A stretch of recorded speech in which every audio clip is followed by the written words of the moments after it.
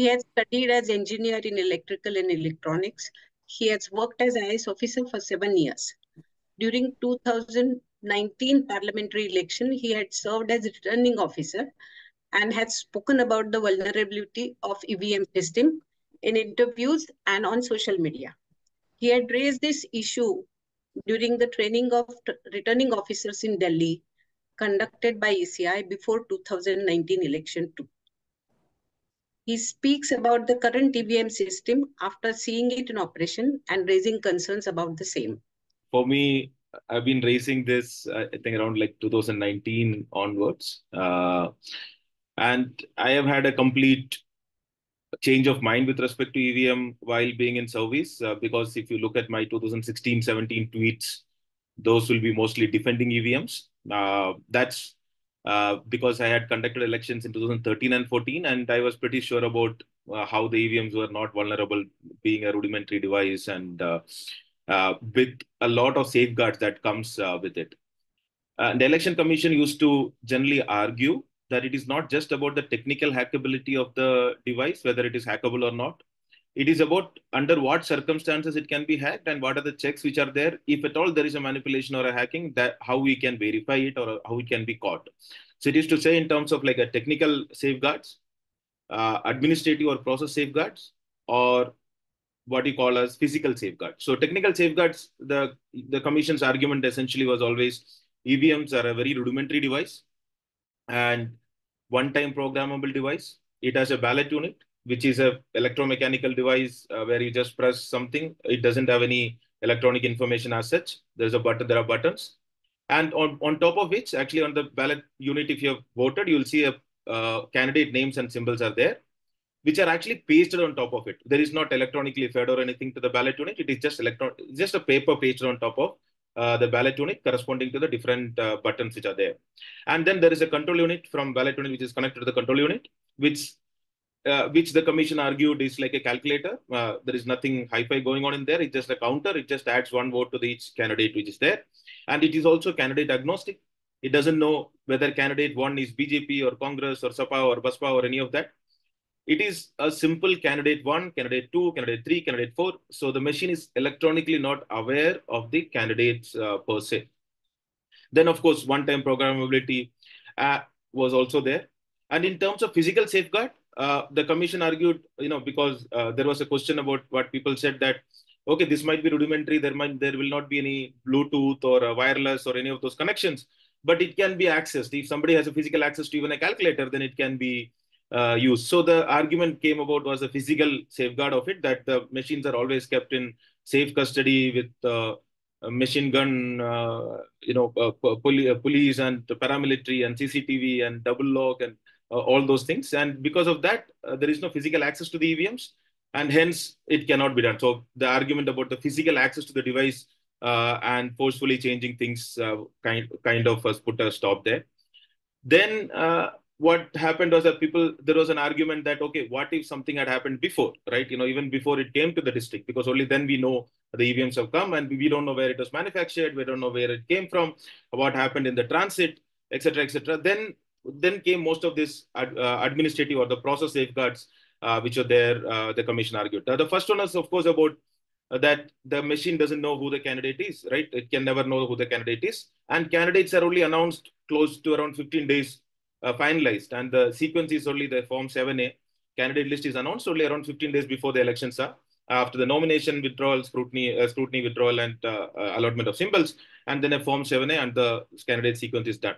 Since the candidate sequence is not known earlier, and since you don't know which constituent, you don't know who the candidate is electronically, an intelligent manipulation is not possible even if you had an access earlier, right? If you had an access earlier, you put some program in it, you still don't know who is candidate one and who is candidate two. So what are you going to do with it? So that was the candidate agnostic nature or a candidate unaware nature of the EVMs was one of the safeguard which is claimed. And then second, of course, was the first level checking, which used to happen as soon as the machines came or before the elections, and where all the political parties were called, and in front of them a very detailed first level checking wherein mock polls are done. So mock polls is what actually in the constituencies gives a lot of confidence to the candidates. So many a times we think why the elections are not challenged at the constituency level itself, right? It only becomes a matter of aggregate questioning at the leadership level, rather than why is there no objection by a candidate to the returning officer? Why is not that happening? Because that is where the issue should be. One of the thing that instill confidence to the candidates is called the mock poll, right? So the mock polls during the FLC, the first level checking, this is much before the elections are announced, and where the political parties are also called. All of these buttons are checked, whether that is just a physical check, whether they're working or not. And then also one vote is cast and seen whether what I'm voting is what I'm getting counted. And in around 5% of it, there is a distribution of 1 to 2% of, around that, around which around 1,000 votes are cast. And the political party representatives of the parties are also asked. Dummy candidate names are given, like alpha, beta, gamma, something like that, because the candidates are not yet known. And then it is thoroughly, you can write down how many votes you have given, and then maybe you can verify it at the time of mock poll.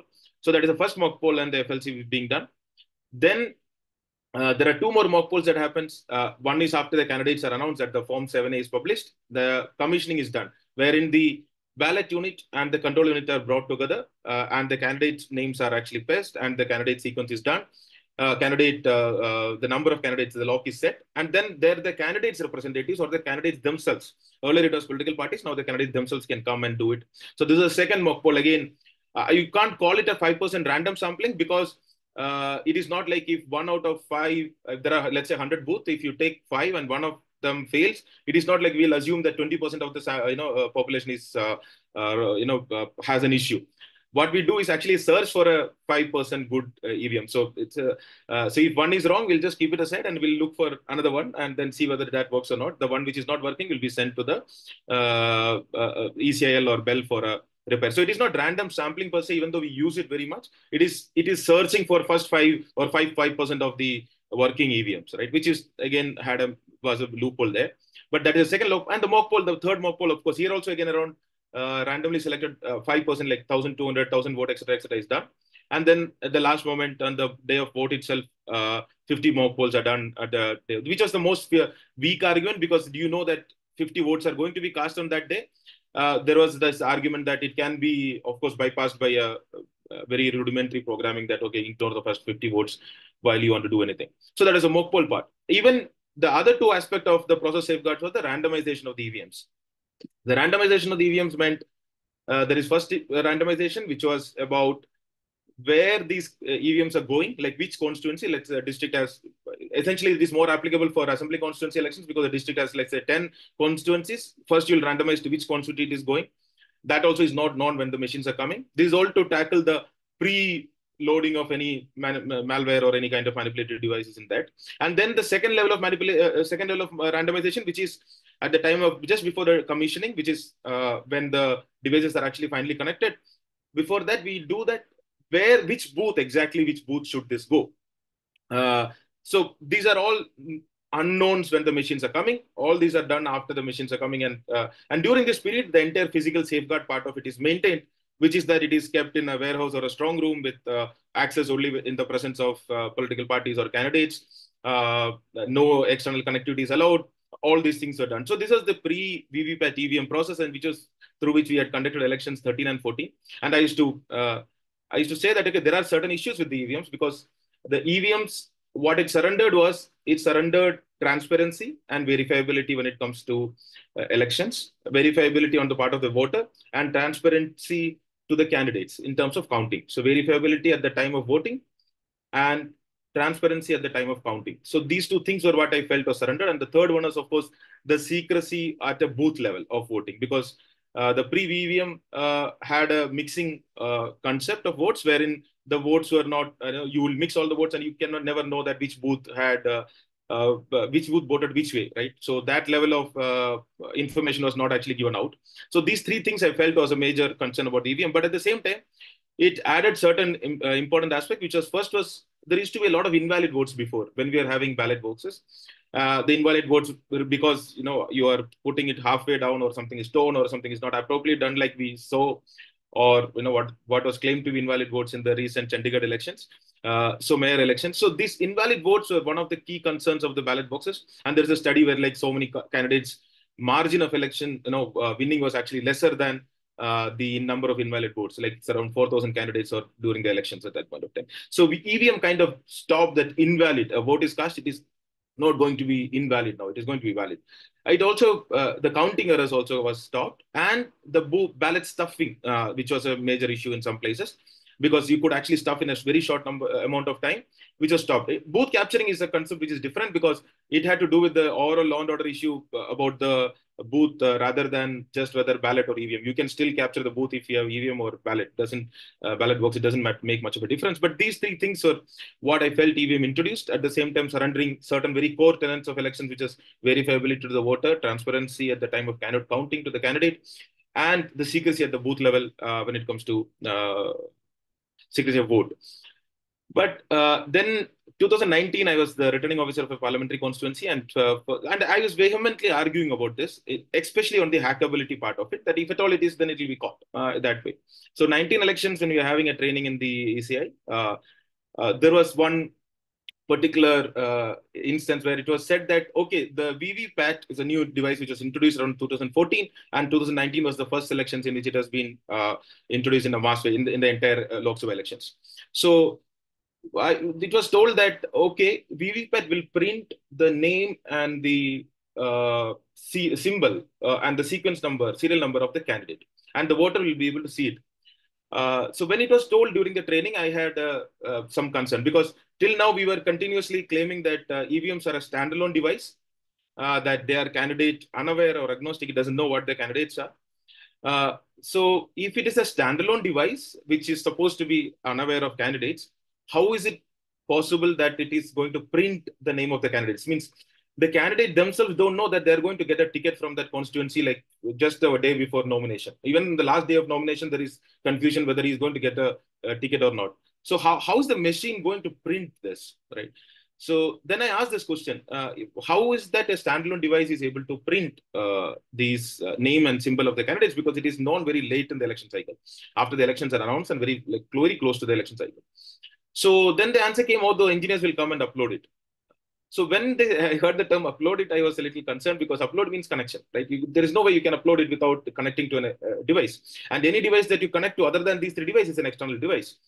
And this became a concern. I had raised it at that point itself, which was at that time, it was a very brushed aside. Later, I raised it while during the elections also with state level officials, and then also written to the ECI that this is a concern, that some external devices are used to connect and upload things to the VVPAT. Now, this is much more of a concern when we started watching the elections very closely, because I had this question during training. So, as I was conducting the elections, I was a little more apprehensive, or rather, you can say curious, because earlier the connection was ballot unit was connecting to the control unit direct. So you press the ballot unit, the vote goes from the ballot unit to the control unit. Now, I'm presuming that because they wanted to use the existing ballot unit and the control unit, and it had only, the ballot unit had one output and the CU had one input. If you have to use it, you have to use only a device which is in the middle, right? Because then it can act as a CU to the BU and act as a BU to the CU. It sits in the middle, so the rest of the device don't have to change. This will have one input and one output. And which is also kind of in contradiction to what the Supreme Court had directed in 2013, which is that whatever is getting registered should get printed. So what is getting registered, the vote that gets registered in the CU should get printed in the VVPAT. But now the device configuration is slightly different. There is a BU, where you cast the vote, and there is a VVPAT, which sits in the middle, which is printing, and you can see it, the printed out. And from the vote actually goes from the VVPAT to the control unit. So technically, the VVPAT is now casting the vote. It is not the ballot unit which is casting the vote. Like technically, the input of the CU is actually now the VVPAT. Now, this is the same VVPAT, which is connected to an external device. Be it a laptop or an SLU. So they used to have laptops, or you can use SLUs. And to connect these, upload these symbols onto the machine. And how they do it is because they need to be very clear of the symbols. First, they connect the laptop to the internet, connect it to the ECI website, download all the symbols from there, and generate a VVPAT sheet, and then download the VVPAT sheet to the symbol loading unit. And then those symbol loading units are connected to all the VVPATs, and the VVPAT which sit in the middle, which is essentially casting the vote to the CU, which was a major red flag for me. Like I felt that is not the way the system should have been designed at all, if at all you wanted to add. Now, why this process was even worse is because it surrendered all the pre-VVPAT era safeguards that were there. We said initially that it is candidate unaware, right? It doesn't know what the candidate. Now, if you're pressing one, the VVPAT is actually printing the name and the symbol of the candidate. So it's already know. If it doesn't know, how is it able to print? So, and the VVPAT is now printing one or two. Like, I'm not getting into the internal schematic of all three of these devices because the commission has not put out those schematics. So I don't want to get into the conjectures or assumptions. So the whole analysis will be as they are black boxes. As I know only the input and output of it, I'm not going to assume anything what is there inside of it. Is because like I also had a small tenure with Motorola in VLSI design. So we used to have this black box testing. So there is a VVPAT which is in between. We said it is candidate unaware earlier. Now it is not candidate unaware. It knows the candidate. It knows how many, it is printing this Congress or BJP or any of that. Number two, we said that this FLC and the mock polls are there, which is of so there are two randomizations, like which constituency it is coming, which booth it is going. So here we are doing both these randomizations before we are connecting this external device, this laptop or SLU. So if you are connecting it after both the randomizations, you already know when you are connecting. That's a major issue, that when you are connecting the laptop or an SLU to the VVPAT, you actually know which booth this particular VVPAT is going to be or this particular EVM is going to be. So the candidate aware nature allows for intelligent manipulation. The knowledge about which booth this particular EVM is going allows for a targeted manipulation, right? So one is about intelligent in terms of whether it makes sense to do rather than giving a one or two, candidate one, give to two or something like that. This also allows for which booth. You don't want to do in a random booth. So this is not that it happens, but these are the concerns, right? So this is the second part of, and the third is actually the verification, which is the mock poll. So the first mock poll is actually done before this connection is done, which is much earlier, the FLC, when the time is done. The second mock poll is done once the connection is actually done. But at that point of time, the issue is three things are known at the time of connecting an external device. These external devices. One, the candidate sequence. So you know what is 1, 2, 3 candidate names and symbols and parties. Number two, which booth this particular EVM is going. Number three, you also know that which is the election date. And you also know what is today's date. So you're aware of all three information at the time of connecting. So when you have all this information, then again, it becomes slightly dicey whether the mock polls itself can be trusted in a complete way. The idea of, so the safeguard that you're saying, the fourth one, of course, was a physical verification aspect, the physical safeguard aspect that we don't let anybody touch it. So when we are connecting, we are actually using a serial 8-pin connector to connect this. When you are actually allowing an external device to be connected ourselves, it doesn't matter what you do with it later, whether you have AK-47 or a tank protecting it. You are actually allowed the connection in front of your eyes and you don't know what is transferring. And the other aspect of technical safeguard is neither the laptop nor the SLU are part of the custody chain of the returning officer.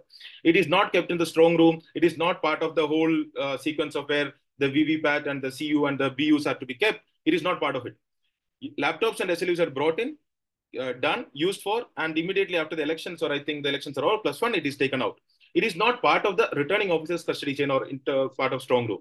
So those are always remains an external device, right? It cannot be later verified what was there in it or not verified in it. So that is the next concern. The technical safeguard concept is also gone because it was always claimed it is a one-time programmable kind of a calculator. Now they brought in as VVPAT, which was said as a printer, which said it is just a printer, right? A calculator and a printer. It's a very interesting thing because generally people will understand it much easier. But the difficulty is that a printer is an output device. Here you don't connect your keyboard to a CPU through a printer. You connect your keyboard to the CPU and you connect your printer to the CPU. You don't connect keyboard to the printer and then output of the printer to the input of the CPU. That's no more a printer. And if you're able to upload data, it is not again one-time programmable. I'm not going whether they have a firmware inside or whether they have two different memories inside. I'm not getting into the design. Either they have to give the schematics and tell that there is a design, then we can discuss on it, or else it will be always analyzed as a black box.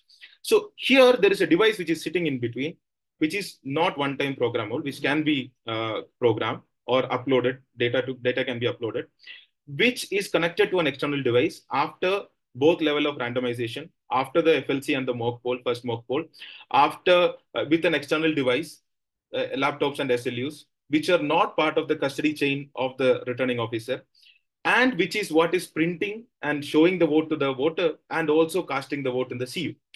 which is also knowing which party, which candidate and which party is coming at what sequence in the vote.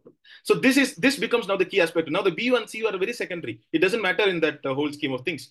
VVPAT becomes the key in this whole design, and this this itself is would not have been an issue. I'll take maybe 3-4 minutes with your permission, sir.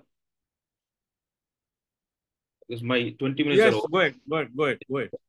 So this is entirely if this makes it even more interesting, that why the VVPAT was introduced, right? So in our elections have had different changes. In 52 we had ballot box for each candidate separately. There are so many ballot boxes. In 57 also, later we realized that okay, we can have one ballot box and we have a ballot paper and you can put and whatever you want to put and put it up and then put it inside that. And then 82 EVMs were introduced. It was challenged. Then we went back to the thing, and then we again brought in an amendment, and then came to EVM. And 2009 and 10, there was a lot of opposition noise after the two elections that were won with the EVMs, 2004 and 2009. And the Election Commission had called for all-party meeting at that point of time, listening to all the opposition parties. They also suggested this VVPAT, the printed, the verifiability of the aspect of the vote to be a basic thing which needs to be added into the EVM. And that is, and 2013, the Supreme Court also directed that it has to be made mandatory. And that is how the VVPAT got introduced. Now, VVPAT is a very, the term is very explanatory, self-explanatory. It is voter verifiable paper audit trail. That voters should be able to verify and it should be audited. So these two aspects have to be clear. It has to be verifiable and it should be audited.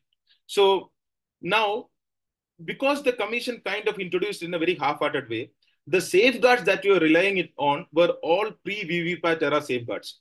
That is why we did not put the focus on the verifiability aspect in the VVPAT design, nor did we put any emphasis on the audit part of the process, right? The VVPAT as it came in itself is a jugaad because it got in between. It is printing and then it is casting the vote rather than printing what is cast. So more than that, even the VVPAT itself, the verifiability aspect of the VVPAT got surrendered because the voter is not verifying. The verification is presumed that the voter has already verified. Whether you have an objection, even if I have an objection, I can never challenge my vote. I can challenge the next vote, which is a test vote, right? I can never say that my vote, you give me back, it was not correct. It can never be verified. It is always assumed to be verified.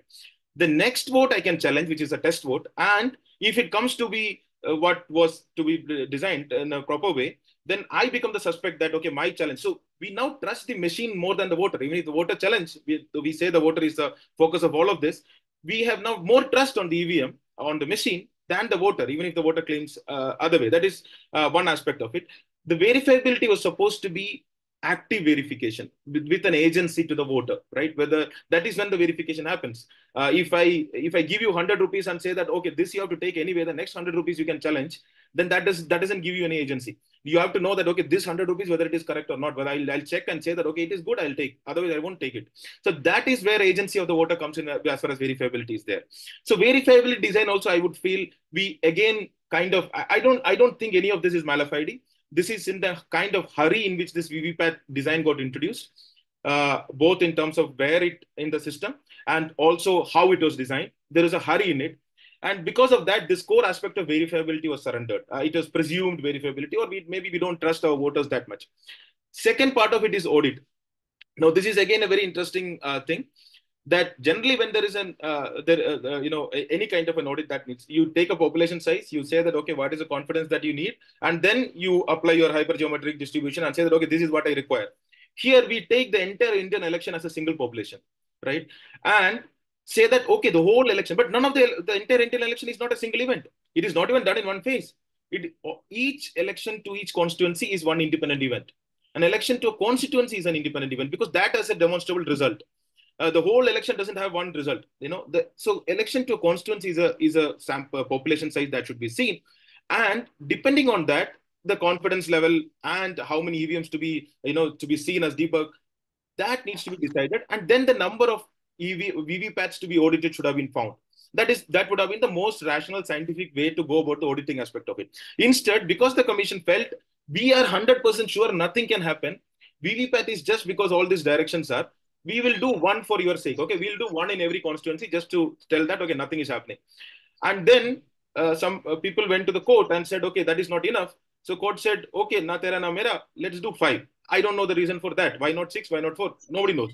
So that's okay, 5. Okay, now we do 5. That is again a very, very erratic way, irresponsible way to conduct the audit of part of it. So we have surrendered on the pre-VVPAT era safeguards of the EVM. We have surrendered or not gained on the verifiability aspect of the VVPAT. We have not done the auditing part of the VVPAT. And in this process, what happens is, the underlying principle is record as cast, cast as intended, cast as intended, record as cast, and counted as recorded, right? So that principle gets surrendered. Or to simplify it, there should be two things in any electoral process. As a voter, I should be able to verify my vote. That transparency has to be there. And as a candidate, I should be able to verify the counting. So this verifiability or the transparency or verifiable transparency at the time of voting and at the time of counting. These are the two things that are important. How it is achieved is secondary. These are two things that becomes key to any electoral process, as far as I understand.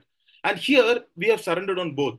And that is where I think, and the commission's argument, so on that we cannot count all the VVPAT or any of this becomes extremely difficult or it takes time, is very childish, because we spent, like, I know, having been part of this, we spent in a huge amount of resources and time to ensure that each person gets to vote. We write novel, drama, theater, songs, Hathi pe le jate, helicopter pe le jate. We do all sort of things. There is sweep. 2 months, we divide into multiple phases.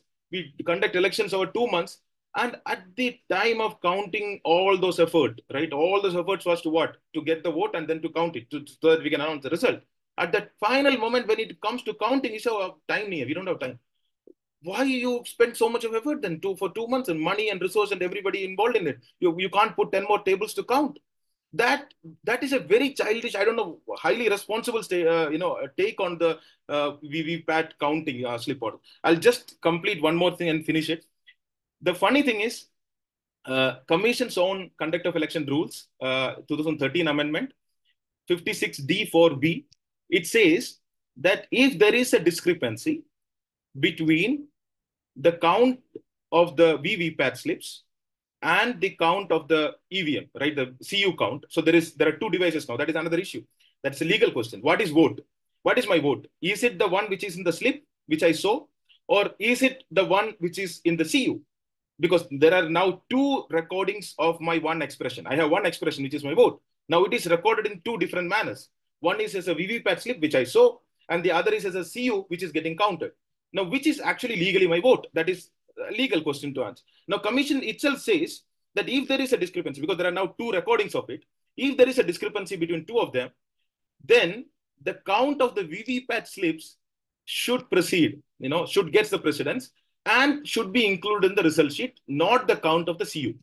So here, that is, very much telling, because in some way it is admitting that if there is a challenge between these two, we give primacy to the VVPAT slip count. That means the CU can be wrong. CU count can be wrong. If the CU count can be wrong, and if VVPAT slip is the legitimate representation or recording of my vote, then naturally count the vote.